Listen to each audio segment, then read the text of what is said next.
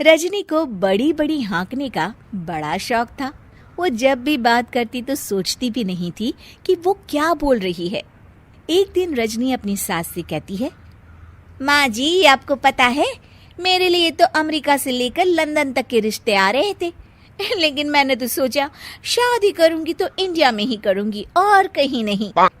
तभी रजनी की ननद बोल पड़ती है, अच्छा भाभी, अमेरिका के कौन सी सिटी से रिश्ते आए थे और लड़का क्या करता था? अरे किसी मार्क करके कुछ नाम था, किसी सोशल नेटवर्किंग साइट के लिए काम करता था। भाभी, कहीं आप मार्क जुकरबर्ग की तो बात नहीं कर रही हैं? यही नाम था, तुम्हें कैसे पता? ननद मुंह बनाकर कहती है, दरअसल भाभी, उन लोगों की गाड़ी हमारे घर के सामने से ही निकली थी और आपके घर का पता पूछ रहे थे। रजनी समझ जाती है कि उसकी बात पकड़ी गई है, लेकिन वो जरा भी परेशान नहीं होती और रॉब से कहती है, हाँ, पता है, बहुत बड़ी बड़ी गाड़ियां थी उन लोगों के पास। रजनी ये कहकर वहां से निकल जाती है। एक दिन रजनी का पति ऑफिस के लिए तैयार हो रहा होता है और उसे देर हो रही थी। वो रजनी से कहता है, अरे रजनी, कहाँ हो? जल्दी से खाना दे दो। अरे रजनी, काम में जरा तेजी ला, सारा दिन घर में बैठी रहती है, किसी को ऑफिस जाना है, किसी को कॉलेज, जरा नाश्ता खाना तो वक्त पर तैयार कर दिया कर। अरे हाँ, नाश्ते का डिब्बा पति को देते हुए कहती है, वो तो इस घर में काम करने वाला कोई नहीं है, वरना मैं जितना पढ़ी लिखी हूँ ना, प्रधानमंत्री की भी नौकरी मुझे आसानी से मिल जाए।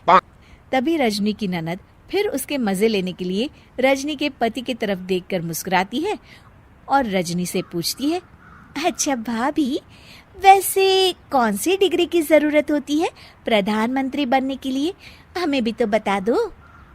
अरे कुछ खास नहीं, बीपीएम या एपीएम। सभी रजनी की तरफ हैरानी से देखकर पूछते हैं, बीपीएम और एपीएम ये क्या है रजनी?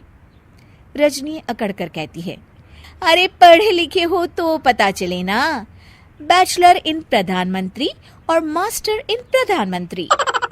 अब क्या था, रजनी की ननद और पति मुंह छुपा छुपा कर हंसकर निकल जाते हैं। रजनी समझ नहीं पाती है कि आखिर हुआ क्या। खैर, रजनी की ये आदत दिन पर दिन वैसी ही रहती है। एक दिन रजनी अकेली एक पार्टी में जाती है, जहाँ रजनी की रिश्तेदार उससे कहती है, अरे रजनी, बहुत सुंदर साड़ी पहन रखी है, बहुत जच रही है तुम पर। अरे भाभी, कैसे नहीं जचेगी, पूरे 1.25 लाख की साड़ी है, वो डिजाइनर है ना जे वालिया, उसी के स्टोर से खरीदी है, ओरिजिनल है, ओरिजिनल। बस अब क्या था, पूरी पार्टी में ये बात आग की तरह फैल गई कि रजनी की साड़ी 1.25 लाख रुपए की है। तब काकी कहती है, अरे रजनी, सुना तुम्हारी साड़ी 1.25 लाख रुपए की है। अरे काकी, वो तो मैंने ही कम ही रेट बताया था भाभी को। आप तो जानती है ना कितनी झूठी और जलनखोर है वो। है तो ये साड़ी करीब 2 लाख रुपए की, लेकिन मैंने उन्हें 1.25 लाख ही बताई। हाँ। और रजनी, इतनी महंगी साड़ी लेने की क्या जरूरत थी? अरे ये तो कुछ नहीं है काकी, मेरे शादी का लहंगा तो मेरे पापा ने 80 लाख का दिलवाया था। हीरे लगे थे, हीरे मेरे लहंगे में। हाँ। भोली भाली काकी के पास खड़ी उनकी बहू बोल पड़ती है, अच्छा रजनी भाभी, फिर क्या किया? आपने उन हीरो के गहने बनवा लिए होंगे। चलो माँ, मुझसे तो अब यहाँ खड़ा भी नहीं हुआ जा रहा। ये बोलकर दोनों वहां से चली जाती है। लेकिन रजनी की साड़ी तो चर्चा का विषय ही रहती है। अचानक पार्टी में एक महिला आती है जिसने बिल्कुल रजनी जैसी साड़ी पहनी होती है। सभी उसे देखते हैं और उसके पास जाकर पूछते हैं, अरे सुनीता, कैसी हो? बड़ी सुंदर लग रही हो। सभी सुनीता के पास जाते हैं। रजनी भी खड़ी होकर उसे देखती है और अपनी चोरी पकड़ी जाने पर घबरा रही होती है। मैं तो ठीक हूँ, आप लोग सब मेरे पास कोई खास बात क्या? और अब बेटिया, ये साड़ी तेरी बड़ी प्यारी है, कहाँ से ली? और बुरा न मानना, कितने की ली?